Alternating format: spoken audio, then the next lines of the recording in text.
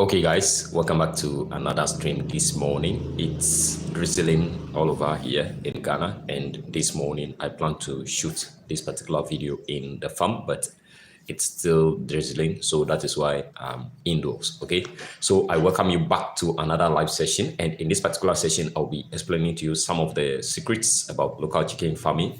And currently there are some changes happening on the channel because of some shut-offs. So I'm going to share with you what are the changes, because most people are not getting this. Okay, so those are some of the things we are going to discuss in this particular stream. But if this is your first time on the channel, please, I'm Isaac from Sinai Farms, and for you to join the community, make sure to subscribe first, turn on the post notification bell to get notified early anytime I release a new video like this, or anytime I'm live like this. And also don't forget to use the link in the description to join our Telegram community, where we share ideas. If you have any problem arising in your farm, you can share it with the community members, and they are ever ready to assist you. Okay, so what you need to understand is we must understand that we have various systems of making money. Okay, and then before the introduction or before the invention of these digital systems or these online systems, there are a lot of ways by which people make money. Okay, and you must understand one of those means is through farming. Okay, and this farming is focused on animal rearing. Okay, so if you conduct your research well enough, you could see that at those times, the big time millionaires, they have their farms, they are rearing farms, they are animal farms. And such animals, one of them is chickens. So most people think whenever you want to raise chickens as a business, then you have to go in for the commercial layers or the broilers. But guys, here on this particular channel, we want to detest that particular fact that if you want to raise chickens as a business, there is a way to do it. And the best way to do it is to start with what you already have at your disposal. Okay, now what I mean is, if you go to your communities, if you look around, you accept the fact that you already have chickens in your community. Okay, we call them local chickens, but you know what, the white man is very, very clever. He called his heritage chickens. So here in Africa, Ghana, Kenya, Uganda, Nigeria, Togo, Burkina Faso, Cameroon, Cote d'Ivoire, guys, we have our indigenous chickens. So if you want to start a business, a poultry business, you don't necessarily need to invest into commercial layers or broilers. Okay, start with what you have at your disposal. That is why I've started this particular journey, and then we are still pushing through, teaching you guys how to do it and do it perfectly. So guys, the few changes we have currently on the channel talks about, the schedules are very tight. So this time around, I'm putting my effort. I've paid an AI to be generating the voiceover. Okay, I'll write down everything, script everything, and then, hi, good morning, how are you? So script everything and then generate the voiceover and then upload a simple video for you. And then those videos are my own crafted videos, what I want you to learn, what I want you to understand. Okay, what I'm doing in my farm before I'm getting the results. So you could see that for the past days, I've released 4 videos, and in those 4 videos, there are detailed lessons about how you can raise local chickens and how you can use various means and systems of feeding your local chickens. So that is the update I would like to share with you, that currently, because of the schedules, I may not have the time to be recording videos for you detailed like that. But the second system I'm using is I'm using an AI generated system. After creating the script, I give it out. The AI generates the voiceover, and then I'll give it out to you. It's the same thing. The only difference is you not see me like this explaining to you everything. But whenever I come live like this, I'm going to explain to you everything into details. Okay. So guys, that is the update. So if you join the stream, make sure to leave your name where you are joining from in the live chat. If you have a channel here on YouTube, make sure to leave your channel name or anything regarding your channel in the live chat. You may help somebody. Okay. Some people may like to connect with you. So guys, make sure that the stream is very, very active. And if you are new, make sure to subscribe and follow if you are interested in learning about local chickens or raising local chickens as a business. Okay. So guys, the first thing we have to understand is whenever it comes to raising local chickens as a business, the first thing you need to take into consideration is planning. You must plan. This is where most people fail, because as I've started the journey, I did not plan anything. I just started. I think, okay, there are potentials to be made in this particular industry. So I just started the farm without any concrete plan. Okay, guys, why you need a plan is your plan is going to spell out your roadmap at the different stages for your development. Okay, the first stage is if you start your local chicken farm, it's a business. So if you don't have any concrete plan around how you are going to start and scale up, then you'll be stuck. When you start, there are obstacles, there are challenges you are going to face along the way. That is the fact. Some obstacles are the cost of feeding, disease outbreaks. Those are the two common obstacles you are going to face. And then the third one is the space. So if you are not vigilant enough to have any peculiar plan that will spell out how you are going to start, progress, and scale up, then you'll be stuck. You will face serious challenges. And if you don't take time, you will give up along the way. So the first thing is about planning. Now, the planning should take into consideration your space, the number of chicks you are going to start with. Now, what is your objective for the farm? Are you going to be producing only eggs or meat or both? Then how you are going to scale up? The first 3 months, the 6 months, how many birds are you adding to your farm? Or are you going to be breeding your own local birds? You must have this. And then this will give you a clear way to do it. So those are some of the things I've struggled with, because I did not have any concrete plan that to spell out what I actually want to do. Okay. So guys, you must sit down and plan. Okay. Now the next thing you have to understand is why you need to plan is currently you must understand that the prices of things are going higher. So the prices of feeds are going higher. So if you've ordered a quantity, let's say 100 birds, but the fact is, based on your capacity, you cannot cater for 100 birds, then it's a serious challenge. Okay, it's a serious challenge. So you need a plan that will also spell out the number of birds you are going to start with. Now, if you are going to be producing eggs, or you are going to venture into egg production, whenever it comes to the local chickens, there is a way to do it. The first way to understand is, are you going to be producing only fertile eggs, or you are going to be producing table eggs, or you are going to be producing both? So you have to have a plan around it. Okay, so if you are going to produce fertile eggs, then how many birds do you need, and how many hens do you need, and how many roosters do you need? If you are going to be producing table eggs, then you don't actually need a rooster. Okay, you don't actually need a rooster. And you must understand that if you also want to produce table eggs, then you can also use roosters. Okay, that will show that you are raising local chickens. But the fact is, you don't actually need the roosters if you want to be producing table eggs, provided you want to be breeding your local chickens. Okay, you will be producing fertile eggs. So it's a serious plan you need. Okay, so if you want to start with, let's say 50 hens, then you need at least, guys, get this thing clear. If you have, or you are starting with 50 hens, then you need at least 5 roosters among the hens. Okay, and if you want to go into breeding, if you want to be breeding, then you have to consider how you are going to be breeding. Are you going to be using the spiral system, or you are going to be using the linear system whenever it comes to the breeding? Okay, you'll be hatching your own eggs, producing your own local breeds. Yeah, you need to select a particular system that you use.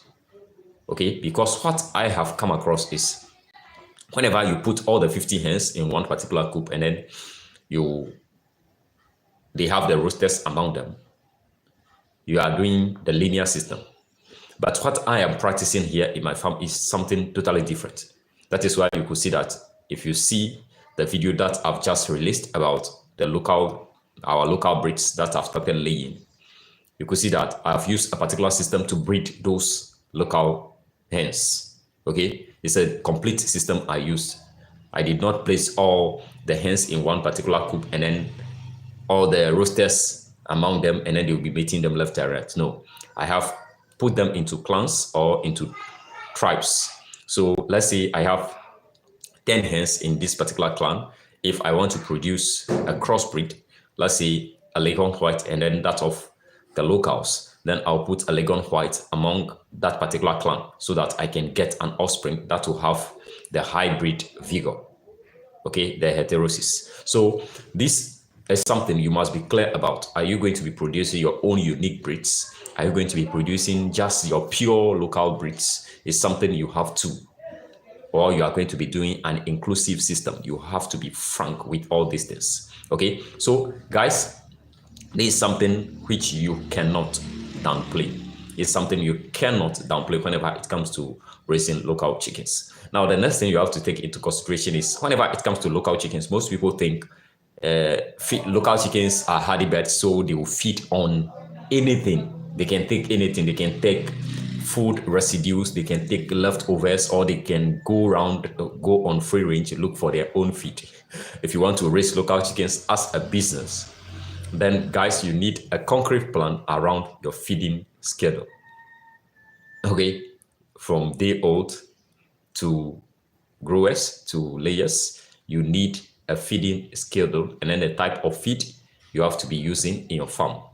So here in my farm, what I'm doing is I have a feeding schedule and then I have a specific feed that I give to my birds. You will not just see me giving anything to the birds. No. I have a particular feed I give to my chickens. Okay? So you must understand that if you want to raise local chickens as a business, feeding is an input that you are going to make. It's an input and that will yield the result. So if you are free ranging your chickens, you may not be getting the same result as what I'm getting. And also, if you are doing the semi-intensive system, you will give the feed to your birds once and allow them to go on a free range. Or you give them full residues after giving the first feed in the morning, and then the second feed, you give them full residues.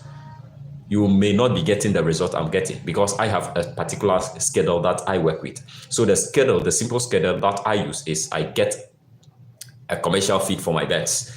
If I don't have the money to get the feed, I have my own system of making my own feed to that particular standard. It must meet the standard. It must contain all the necessary nutrients, minerals, and vitamins. Okay? Because it's a business. It's an input. Because if you don't invest into that input, then your output will be very terrible. This is a complete business. So since I knew that it's a complete business, I must spend on the feed. Okay, so I have a schedule. Early in the morning, 5:30, between 5:30 and 6, I must administer the first feed to my chickens. Okay, and then around 12 to 2, that time frame, 12, 1, 2, within that time range, I must administer the second dosage to the guys. Okay, I must give them the second batch of the feed. So, for instance, if I have 50 hens, those hens will be consuming, let's say, 5 kilograms of feed a day. Okay, 5 kilograms of feed a day. But you know what? I'm not going to administer all the 5 kilograms of feed to them in the morning. I split it into 2. 3 kgs in the morning and then 2 kgs in the afternoon. And then I'm having a very good result whenever it comes to the breeds. or the local birds I'm raising. So that is how I do it. I use a simple schedule system. Okay. And then the feed is top notch quality. So if you want to raise local chickens, don't just get some few birds and then begin to be giving them anything, or you allow them to go on a free range. Even if it is 5 hens and a rooster that you start with, make provisions for quality feed. If you don't have the money to go in for the commercial feed, just get maize, get soya beans, which will be roasted, get ginger, get cayenne pepper, get salt, get some oyster shells, or you get some premix, or you get some snail shell, or the egg shell itself. But the only thing is you make sure the soya beans is roasted. Okay, guys, if you want to get a complete system of how to make your own feed, you can go back and watch some of the clips about making your own commercial feed. But the only thing is just make sure that the nutritional value of the feed is top notch. Okay, because local chickens, they are not different from the commercial chickens that we have been preaching about. Okay, the layers, the broilers that we have been looking up to, they are not different from our local chickens. If our local chickens also have the needed necessary nutrients, they are also going to perform like how the commercial breeds are performing. Like what you just seen, our birds started laying at the point of 16 weeks, 3 days. Local breeds. So this is something which you cannot downplay. And then the second thing is, if you leave the birds on a free range, it will be very hard for them to get enough water to drink. So that is the main reason why you have to keep the birds intensively. And then you produce them with the necessary water, okay, clean drinking water. And then you can choose to give them some space. The space should be big enough so that they can forage, they can roam. Okay, that will give them that ability to scratch the ground and then have the feel. So that is why sometimes you could see that in my, where I'm keeping some of the pets, I have the cage inside, I keep them in, but sometimes I open the cage, they will go out, come out into the main house, and then do scratch, bath in the sand and do all those things. Okay, so you make sure if you are keeping them intensively, make sure that the space is wide enough for them to also forage and then wander around and bath and do all those things.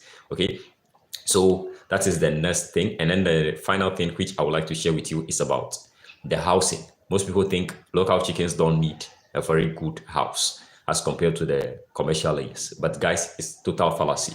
Now, I told you something happened in my house the other day that made me to sell about 85% of the layers, the parent stock that we have.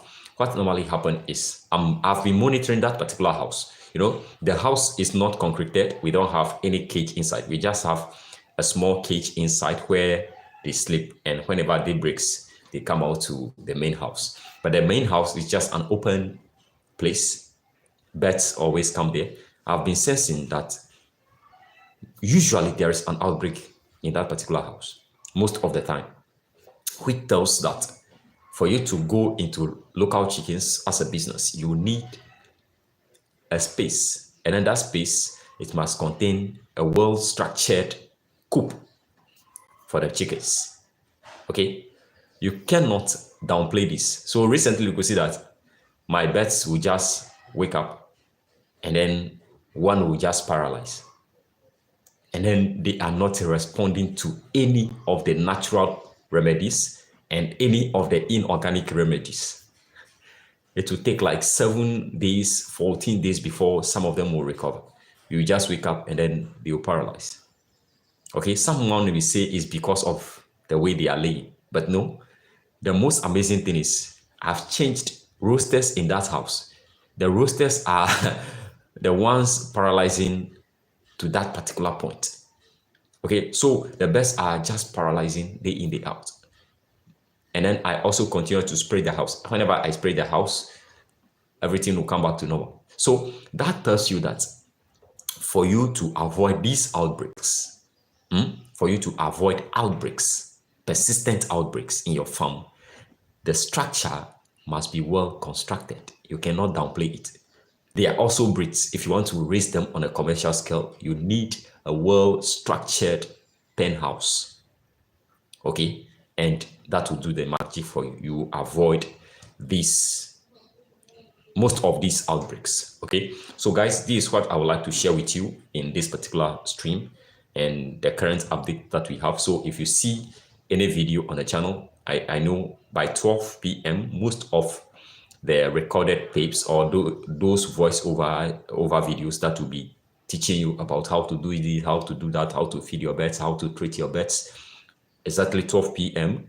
will be, it's just automated, so it will be released. So guys, this is what I would like to share with you. If you enjoyed this time with me, don't forget to hit the like button and don't forget to join our Telegram community. Guys, we are catching up. The journey is still ongoing. This is our second year in this particular industry. If you are new, join the community to learn about how to raise local chickens as a business. And don't forget to share this stream with others so that it may help motivate. You don't know, this video may help motivate somebody. So just share the video in your WhatsApp group, in your Telegram group, on your status and any of your communities. Guys, I love you. I'll catch you up in another one just like this. Bye-bye for now.